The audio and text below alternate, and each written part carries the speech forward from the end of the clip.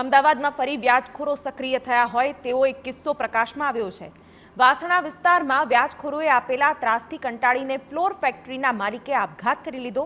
આપઘાતના સમાચાર જ્યારે પરિવાર સુધી પહોંચ્યા તો પરિવાર પર આભ ફાટ્યા જેવી સ્થિતિ ઊભી થઈ।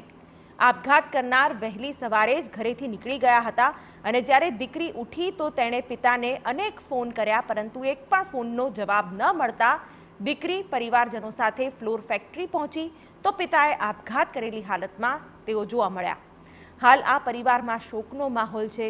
દીકરીએ પિતાની છત્રછાયા ગુમાવી છે, જ્યારે પત્ની પણ પતિની યાદમાં સતત રોકકળ કરી રહી છે।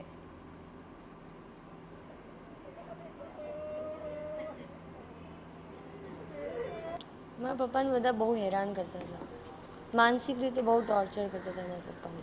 ન્યાય જોઈએ છે, મને બીજું કંઈ નહીં જોતું। એમને જેટલી કાર્યવાહી, જેટલી સખ્તમાં સખ્ત સજા થતી એટલી એમને આપો। મને શાંતિથી જીવા દેતા નથી અને જીવવાનું મારું હરામ કરી નાખ્યું છે અને મારે સગા જેવું રાખ્યું નથી અને જે મારી ગાડી પણ લઈ ગયા છે ને ઊંધા કેસમાં એમને ફસાયા છે અને બધી વસ્તુ પણ લઈ ગયા છે। ઘરે એને હેરાન કરે છે અને ફોન કરીને મને બહુ હેરાન કરે। મારા ફોને પણ બંધ કરવો પડે છે અને ખોટું બોલીને ક્યાંય ને ક્યાંય ફરવું પડે છે એવું કહેતા હતા એવું। તો આ તરફ સુસાઇડ નોટ ફ્લોર ફેક્ટરીના માલિકે સુસાઇડ નોટ પણ લખી છે, જેમાં તેમણે વ્યાજખોરો માનસિક ત્રાસ આપતા હોવાનો આક્ષેપ કર્યો છે। સાથે તેઓએ 5 વ્યાજખોરોના નામનો પણ ઉલ્લેખ કર્યો છે, જેની તપાસ વાસણા પોલીસે કરી તે અત્યાર સુધીમાં 3 વ્યાજખોરોની ધરપકડ કરી લેવામાં આવી છે અને 2 આરોપી ફરાર છે।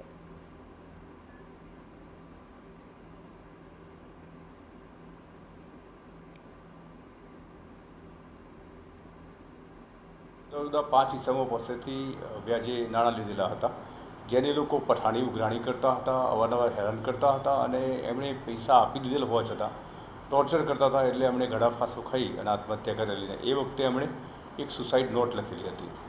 એ સુસાઇડ નોટના આધારે એમના પત્નીએ ફરિયાદ આપી છે।